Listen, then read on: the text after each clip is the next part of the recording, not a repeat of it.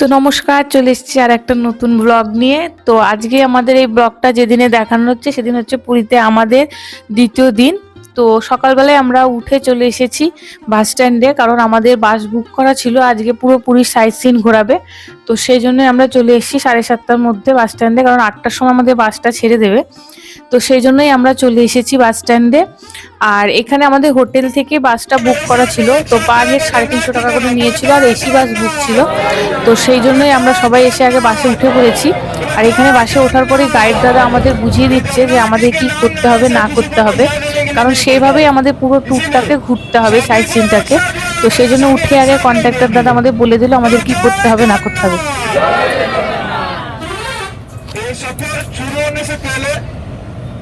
उसका कुछ रूल और रेगुलेशन है। ये रूल और रेगुलेशन को आप लोग फॉलो करेंगे तो आपको जितना भी स्टॉपेज बताया गया है, जितना भी स्टॉप बताया गया है, आराम से आप लोग घूम सकते हैं। तो पहला रूल और रेगुलेशन, गाड़ी का नाम और गाड़ी का नंबर और मेरा सेल नंबर सभी के पास होना चाहिए। तो सभी नोट करिए। गाड़ी का नाम है 0158, गाड़ी का नाम है 0158, गाड़ी का नाम मैं आऊंगा, मैं आपको घुमाने के लिए आया हूँ। मेरे बात 5 मिनट के लिए सुनिए। पहुंचने के लिए पड़ेगा। जो मेहमान नहीं पहुंचेंगे मैं ही सोचूंगा दादा को जगह पसंद आ गया, वहां पे मकान बना के रहना चाहते, मैं यही सोच कर उन लोग को वहीं पे छोड़ के अगले स्टेपेज पर चले जाऊंगा।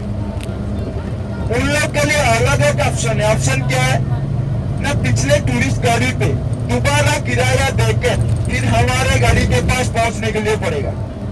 आपने देखो 30 से 40 जन, 5-6 जन रहेंगे, 30-40 जन का पर सफर बर्बाद नहीं करना चाहता हूँ, इसीलिए उन लोग को वहीं पे छोड़ के मैं अगले स्टॉपेज पर चला जाऊंगा घुमाने के लिए।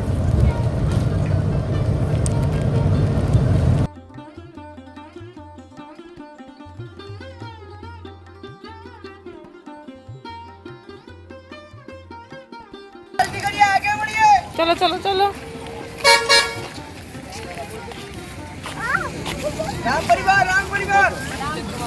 তো এখানে দাদা আমাদের সবকিছু বুঝিয়ে দেওয়ার পর আমরা এবার চলা শুরু করলাম। আমাদের প্রথম সাইড সিনই ছিল গোল্ডেন সি বিচ, তো আমরা এখন সেখানেই যাচ্ছি। তো দেখো গোল্ডেন সি বিচে আমরা চলে এসেছি। তো এখানে একটুখানি ঘুরে নেব। সমুদ্র मिट्टी के गड्ढे।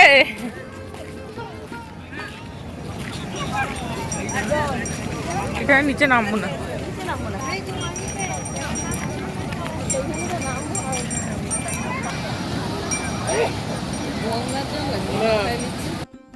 তো দূরে ওই লাল যে ঘেরা জায়গাটা দেখতে পাচ্ছ, ওটা হচ্ছে সরস্বতী নদী। একমাত্র মাঘী পূর্ণিমার সময় যখন সরস্বতী পুজো হয় তখনই ওখানে জল আসে, বাকি সময়টা শুকনো থাকে। তো ওখানে ঘোরার পর আমরা এবার যাচ্ছি সূর্য মন্দিরের উদ্দেশ্যে। বৃষ্টি তো দৌড়াচ্ছে, তো সেই জন্য আমরা সূর্য মন্দিরের দিকে যাচ্ছি। আর এখানে না একটা টাইম আমাদের বেঁধে দিয়েছিল যে এই টাইমের মধ্যে প্রত্যেকটা জায়গা ঘুরতে হবে, না হলে বাস ছেড়ে দেবে, সেটা তো প্রথমেই শুনে নিয়েছিলে। তো সেই জন্যই আমরা চটপট করে যাচ্ছিলাম যাতে সবাই এক জায়গায় জড়ো হতে পারি। আর এই যে লাল ক্যাপ পরার পাশে যিনি দাঁড়িয়ে আছেন তিনি হচ্ছেন আমাদের এখানকার গাইড। আর আমাদের না ওই যে 350 টাকা নিয়ে যে বাসে উঠিয়েছিল, তাতেই হচ্ছে আমাদের প্রত্যেকটা সাইট সিনের ঢোকার টিকিট এবং সেখানে যে গাইড দাদা থাকবেন সমস্ত টাকা ওর মধ্যেই ছিল। তাই জন্য এক্সট্রা করে আমাদের আর কিছু দিতে হয়নি। তো সেই জন্য আমরা এবার সবাই এক জায়গায় জড়ো হয়ে সূর্য মন্দিরের উদ্দেশ্যে রওনা দিয়েছি। আর রাস্তার দুধারে খুব সুন্দর দোকান বসেছে, মাটির জিনিস বলো, কড়ির জিনিস বলো, যেগুলো মানে সমুদ্র এলাকায় সবচেয়ে সুন্দর দেখতে লাগে সেই সমস্ত কিছু জিনিস ওখানে ছিল। কিন্তু আমাদের সেই সময় কেনার মতো পরিস্থিতি ছিল না, কারণ আমাদের একটা টাইমের মধ্যে ওখানে পৌঁছাতে হবে। তো দেখে ফেরার সময় আমাদের বলেছিল তোমরা যা কিছু কিনতে পারো। আর এখান থেকে বেরিয়েই আমাদের খাওয়ার ব্যবস্থা ছিল সামনে হোটেলে। তো সেই জন্য আমরা আগে মন্দির দর্শনে চলে এসেছিলাম। আর এখানে দেখো সূর্য মন্দিরের গেটের সামনে আমরা চলে এসেছি, এখান থেকে আমাদের ভেতরে যেতে হবে। তো একটা সময় নাকি শুধুমাত্র একটা চম্বুকের মাধ্যমে এই মন্দিরটা দাঁড়িয়ে ছিল, আর ওর মাথার উপরে একটা চম্বুক ছিল, সেই হাওয়াতে ভেসে থাকার মতো পুরো মন্দিরটা। তো আমাদের তো দেখেই মানে এত সুন্দর লাগছিল এই জায়গাটা। যেহেতু এখানে কথিত আছে যে 1200 জনের বেশি হচ্ছে কেউ কাজ করতে পারবে না এই মন্দিরটাতে, একমাত্র 1200 জনই এই মন্দিরটা কাজ করতে পারবে, তার থেকে একজন বেশি হলে তাকে মেরে ফেলা হবে। আর হিন্দুদের ধর্মের মতে হচ্ছে কোনো মন্দির পুজো হওয়ার আগে যদি সেখানে কেউ মারা যায় তাহলে সেই মন্দিরে আর পুজো হয় না। তো সেই জন্য এখানে যখন একজন বাচ্চাকে মেরে ফেলা হয়েছিল, তো সেই জন্য এই মন্দিরে আর পুজো করা হয়নি। তো এই মন্দিরটা এখন পুজো হয় না, এমনি রয়েছে। তো জানা গেল যে এখানে, আমি তো গাইড দাদার কাছ থেকেই জেনেছি, তো গাইড দাদা বললেন সূর্যের যে প্রথম কিরণ সেটাই মন্দিরে এসেই পড়ে, তারপর চারিদিকে যায়। তো সেটা জেনেও ভীষণ ভালো লাগছিল। আর সূর্য দেবতার মন্দির, কিন্তু কি আছে, পুজো হয় না তো কি হয়েছে, এখানে প্রত্যেক দিন প্রত্যেক মানুষ আসেন এই শুধুমাত্র সূর্য মন্দিরকে দেখার জন্য। আর এখানে সমস্ত কিছু লেখা ছিল, কবে প্রতিষ্ঠিত হয়েছে, কি কারণে পুজো হয় না, সমস্ত কিছু এখানে লেখা ছিল। তো সেগুলোই আমরা পড়ছিলাম, দেখছিলাম। আর এত সুন্দর চারিদিকটা, মানে কি বলবো, এখানে সূর্য দেবতার যে গাড়ি ছিল, যে রথ, সেই রথের চাকাগুলো চারিদিকে করা ছিল। আর সেই রথের চাকাগুলো না এক একটা ঘড়ির কাজ করত, মানে যখন যে সময় সূর্যের আলো এসে পড়তো তখন সেই সময় তারা সেই অনুযায়ী সময় নির্ধারণ করতো। তো প্রত্যেকটা জিনিসই খুব সুন্দর লাগছিল। আর এখানে আমরা গাইড দাদার কাছ থেকে অনেক কিছুই জানছিলাম, আর তার মধ্যেও আমাদেরকে দেখতেও হচ্ছিল চারিদিকটা, কারণ হচ্ছে গাইড দাদা এত আগে আগে ফার্স্ট চলে যাচ্ছিল যে আমরা সেখানে পৌঁছাতেই পারছিলাম না। আর প্রত্যেকটা মানুষের আলাদা আলাদা গাইড ছিল, তো বুঝতেও পারছিলাম না যে আমাদের গাইড দাদা কোথায়। তো দেখো কি সুন্দর লাগছে চারিদিকটা, অসাধারণ লাগছিল। আর সামনে দুটো হচ্ছে সিংহ মূর্তি করা ছিল। আর ওই যে দূরে জায়গাটা দেখা যাচ্ছে, ওখানেই নাকি যিনি এই সূর্য দেবতার স্বপ্নাদেশ পেয়েছিল যে এখানে মন্দির করবে, তিনি ওইখানেই মানে প্রথম ধ্যান করেছিলেন ওই জঙ্গলে। তো সেটাই আমাদেরকে বলছিলেন, আর এখানে পুরো বোঝাচ্ছিলেন কোন জায়গাটার কি মাহাত্ম্য আছে। তো সেই অনুযায়ী আমরা সবকিছু জানছিলাম। আর এখানে পুরো মন্দিরের ট্যুর গাইডের সমস্ত কিছু দেওয়া ছিল ওখানে ম্যাপের মাধ্যমে। আর প্রত্যেকটা এত সুন্দর পাথর খোদাই করে কাজ ছিল যে মানে দেখেই মানুষের মন ভরে যাবে। তো সেই জন্য আমরা মানে করছিলাম। আর তারপর বলছিল যে চুম্বকের কথা, যে চুম্বকের দ্বারা এই মন্দিরটা দাঁড়িয়েছিল, সেই চুম্বকটা পরে ইংরেজরা খুলে নিয়ে যায়, কারণ সামনে দিয়ে সমুদ্রে দিয়ে যতই মানে জাহাজ যেত মাল নিয়ে, ওই চুম্বকের দ্বারা আকৃষ্ট হয়ে সব দিক পরিবর্তন হয়ে যেত, আর সব এখানে এসে দাঁড়িয়ে যেত। তো সেই জন্য রাস্তা নির্ধারণ করতে পারতো না বলে ইংরেজরা ওই মাথার উপরে চুম্বকটাকে খুলে নিয়ে যায়। আর ওই ভেতরে কি আছে দেখার জন্য ঢোকার চেষ্টা করেছিল, কিন্তু পারেনি। তো সেই জন্যই রেত দিয়ে পুরো ভেতরটা জাম করে বন্ধ করে দিয়ে গেছিল। তো সেই জন্য ভেতরে ঢোকার কোনো রাস্তা নেই, সব দিকেই বন্ধ। দেখতে পাচ্ছ যে সামনে যে দরজা মতো করা আছে, ভেতরে পুরো রেত দিয়ে বন্ধ করা আছে, তো ওই ভেতরে যাওয়া যায় না। তো এখান থেকেই মানে দেখতে হচ্ছিল বাইরেটা। আর কি বলবো, মন্দিরটা এত সুন্দর, মানে দেখেই মন ভরে যাচ্ছিল। আর দেখো ঘোড়ার যে তোমার গাড়ির যে হচ্ছে রথের যে চাকা, সেই চাকাগুলো এদিকে দুটো ওদিকে দুটো এরকম করে দেওয়া ছিল। তো খুব সুন্দর চারিদিকটা, তো ভালো লাগছিল সূর্য মন্দিরে এসে। আর এখান থেকে অনেক ইতিহাসের কথাও জানতে পেরেছিলাম, তো খুব সুন্দর লাগছিল। রথের চাকাগুলো এত সুন্দর করে, অনেকটা ভেঙেও গেছে কিন্তু এখনো যতটুকু আছে খুব সুন্দর আছে। তো সামনে সাইডে সব জায়গায় রথের চাকা তোমরা দেখতে পাবে, যেমন রথের গাড়ি হয় সেই রকম। তো তারপর ওখান থেকে আমরা বেরিয়ে পড়ি, বেরিয়ে আমাদের যাত্রা শুরু হয় আবার। তো এখান থেকে আমরা সোজা চলে যাই শিব মন্দিরে। তো রাস্তায় যাওয়ার পথে এত বৃষ্টি হচ্ছিল, মানে হুট করে বৃষ্টিটা চলে আসে, ওয়েদারটা খুব ভালোই ছিল। তো শিব মন্দিরে ওখানে বৃষ্টি হওয়ার কারণে আমরা আর ভিডিওটা করতে পারিনি। তো ওখান থেকে আমরা ধবলগিরি উদয়গিরিতে চলে আসি।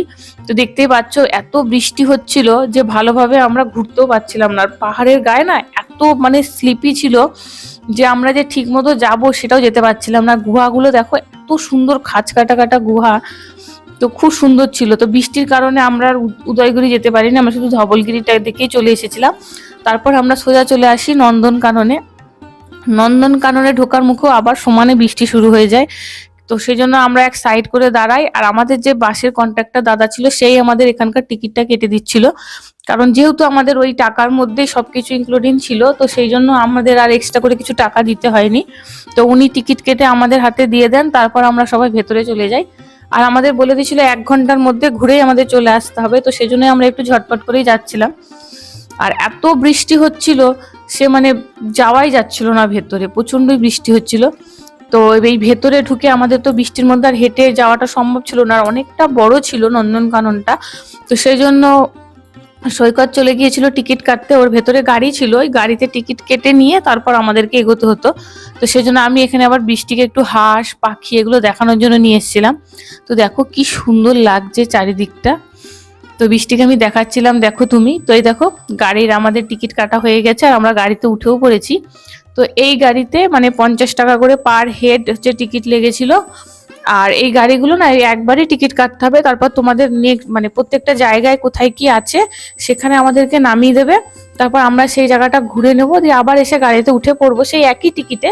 শুধু বারবার যখন গাড়িতে উঠবো ওরা একটু একটু করে টিকিটটাকে ছিঁড়ে নেবে, তো লাস্ট আমাদের আবার সেই সামনে গিয়ে নামিয়ে দেবে। তো দেখো বৃষ্টির মধ্যে জলে দুটো জলহস্তী বসে আছে মাথাটা বার করে। আর বৃষ্টি তো দেখে এত খুশি হয়ে গেছিল, তো ও বলছিল, খালি বলছিল যে মা জলহস্তি জলহস্তি এরকম করছিল। তো তারপর আমরা চলে এসেছিলাম, দেখো কি সুন্দর একটা ডাইনোসর।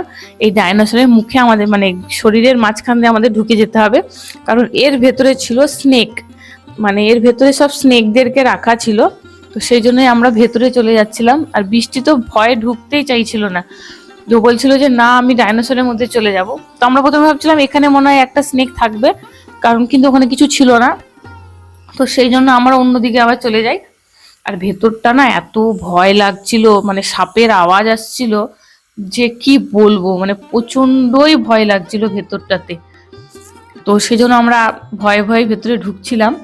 আর ভেতরে না অনেক সাপ রাখা ছিল, মানে কি বলবো এখানে কি কি সাপ আছে তার একটা পুরো লিস্ট দেওয়া ছিল যে এই সাপ ভেতরে আছে। তো প্রথমে আমরা ঢুকছিলাম, আমরা ভাবছিলাম এদিক ওদিক কোথাও থাকবে, কিছু বুঝতেও পারছিলাম না।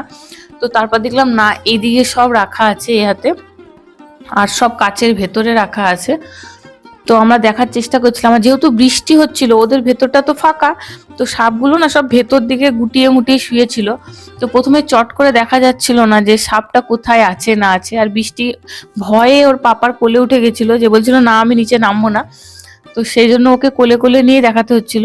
আর আমরা এদিকে খোঁজার চেষ্টা করছিলাম যে সাপটা কোথায় আছে, কারণ এত বৃষ্টি হচ্ছিল যে খুঁজে পাওয়া যাচ্ছিল না।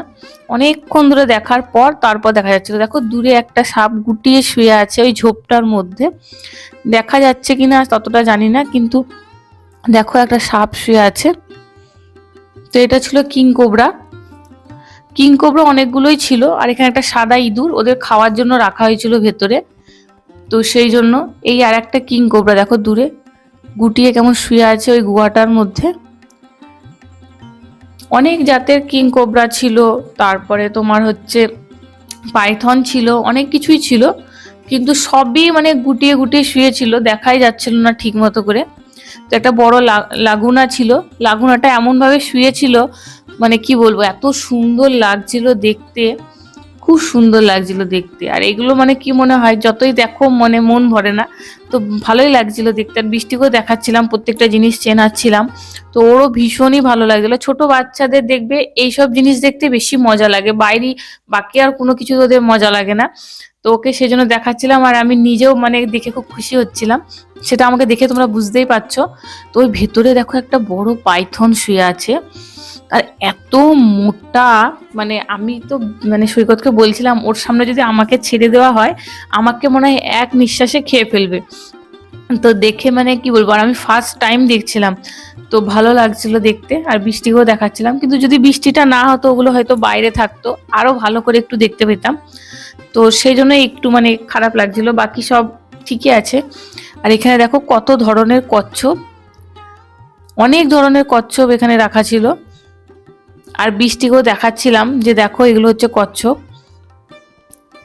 ও চিনছিল আস্তে আস্তে, যেহেতু এখন ছোট বাচ্চা বইয়ে দেখে দেখে চিনছে, কিন্তু সামনে থেকে চেনার মজাই আলাদা। তো নন্দনকানন মানে ওর সবচেয়ে নন্দনকাননে গিয়ে বেশি ভালো লেগেছে। তো এখানে কুমির শুয়েছিল অনেকগুলো, আর সব ঘুমাচ্ছিল, মানে কি বলবো বৃষ্টির জন্য না কোনো কিছুই মানে ভালোভাবে যাচ্ছিল না, সব চুপচাপ মানে এক জায়গায় জড়সড় হয়ে শুয়েছিল এরকম ভাবে, মানে কেউ মানে একটু বেশি যে চলাফেরা করবে সেরকম কিছু করছিল না। তো এখানে আর একটা কুমির, কুমির ওদের নন্দনকাননে অনেক ছিল, প্রচুর কুমির ছিল। তো সবগুলোই না আলাদা, মানে একটার মধ্যে দুটোর বেশি রাখিনি। আর এখানে দেখো একটা কি সুন্দর ঘুমোচ্ছে না। যতই সাপ হচ্ছে তোমার কাচের ভিতরে থাকুক আর যাই থাকুক, বাইরে থেকে কিন্তু গাটা কেমন একটা ছমছম করে না। দেখো জলের মধ্যে কিভাবে পেঁচিয়ে পেঁচিয়ে শুয়ে আছে। আর এটা যদি বৃষ্টি না হতো, যদি এটা মানে লম্বাভাবে শুয়ে থাকতো, তাহলে কত বড় হতো না জানি। আর প্রত্যেকটা না আলাদা আলাদা খাপে মানে খোপে রাখা ছিল, একসাথে কোনোটাতে দুটো ছিল না, সব আলাদা আলাদা ছিল। তো হট করে যাওয়ার সময় এখানে একটা দেখো গোসাপ ছিল। তো এগুলো দেখতে দেখতে আবার কিছুটা এগিয়ে যাই। তারপরে দূরে দেখো একটা জিরাফ দাঁড়িয়ে আছে। আর এই জিরাফটা নিয়ে না একটা বড় হাসির কথা আছে। মানে আমি যখন সৈকতকে বলছিলাম দেখো জিরাফ, তুমি একটা ছবি তোলো না, তখন ও বলছে না না একটা স্ট্যাচু। যখন একটু চোখ নড়িয়েছে তখন বলছে ও জিরাফ। তারপর দেখতে দেখতে দেখো ইমু পার করে আমরা চলে এলাম বাঘ। আর বাঘ দেখে মানে কি বলবো, দেখো মাংসের টুকরো নিয়ে ভেতর থেকে বেরোচ্ছে। আর ওই সময়টা না বৃষ্টিটা একটু কম ছিল। তো ওই যে বাঘের গর্জন আর ওই মাংস নিয়ে আসছে, আর ওদের গায়ের যে একটা স্মেল, কি যে অপূর্ব লাগছিল সেটা আমি তোমাদেরকে বলে বোঝাতে পারবো না। মানে অসাধারণ লাগছিল। আর ফার্স্ট টাইম কাছ থেকে বাঘ দেখা। আর এই বাঘগুলো না মানে একটু সামান্য বেড়ার মতো করা ছিল উঁচু করে, তোমার হচ্ছে সেই কি বলবো নেট মতো লাগানো, এই দেখো দেখতেই পাচ্ছ তার ভেতরে ছিল, মানে তুমি সামনে থেকে দাঁড়িয়ে দেখতে পাবে। আর একটা দেখো গাছ থেকে। আর এখানে না অনেক ধরনের ছিল, চিতা ছিল, রয়্যাল বেঙ্গল টাইগার ছিল, তারপর হোয়াইট বাঘ ছিল। কিন্তু একটাই খারাপ লেগেছে কি, আমি লায়নটা দেখতে পাইনি। কারণ লায়নটা যে কোথায় ছিল সেটা দেখতে পাই। বৃষ্টিকে দেখো বাঘ দেখে ও যে কত মজা পেয়েছে সে মানে বলার নেই। ও ভীষণ আনন্দ হয়েছে যে ও সামনে থেকে বাঘ এলিফ্যান্ট সব দেখছে। আর দেখো দূরে এলিফ্যান্ট গুলো দাঁড়িয়ে ছিল, আর হাতিগুলোকে না গাছের ডাল কেটে কেটে দিচ্ছিল খেতে। তো বৃষ্টি বারবার বলছিল মা দেখো এলিফ্যান্ট খাচ্ছে। আর এই দেখো সেই হোয়াইট বাঘ এইখানে বসে বসে খাচ্ছে। তো চলো আজকের মতো ব্লগটা এখানেই শেষ করছি। আবার একটা অন্য ব্লগে তোমাদের সাথে দেখা হবে। তো আজকে সবাই ভালো থেকো। তো ওখান থেকে আমরা বেরিয়ে পড়েছিলাম, গাড়ি আমাদের নামিয়ে দিয়ে গেছিল। তো চলো আজকের মতো ভিডিওটা এখানেই শেষ করছি। সবাই ভালো থেকো, টাটা।